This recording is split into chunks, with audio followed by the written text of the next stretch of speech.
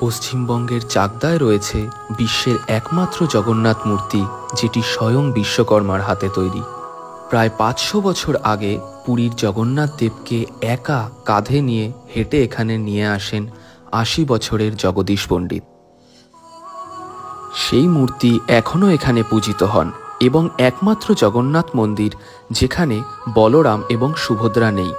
জগন্নাথ দেবকে আনার সময় জগদীশ পণ্ডিতের সঙ্গে যে লাঠি ছিল সেটিও এখনও সযত্নে সংরক্ষিত হচ্ছে এই মন্দিরে। বহু কিংবদন্তি প্রচলিত রয়েছে এই মন্দিরকে ঘিরে। এখানে এখনও সেই কুয়ো রয়েছে যার জল দুধে পরিণত হয়েছিল। এই স্থানেই ছিল সেই বকুল গাছ যাতে কদম ফুল আর আম হয়েছিল।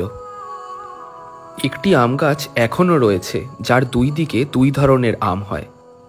এসব দেখেই বোঝা যায় আমাদের পূর্বপুরুষেরা হর্টিকালচারের গ্রাফটিং মেথডে কতটা উন্নতি লাভ করেছিলেন। পাশেই রয়েছে জগন্নাথ দেবের স্নানযাত্রার জায়গা, যেখানে একসময় গঙ্গা প্রবাহিত হতেন। বলা হয় পুরীর মন্দির দর্শনে যে পুণ্য লাভ হয়, এই মন্দির দর্শন করলেও সেই পুণ্যই লাভ হয়। স্বয়ং পুরীর জগন্নাথ যে বাংলায় রয়েছেন, এই কথা কি আপনি জানতেন? কমেন্টে অবশ্যই জানান।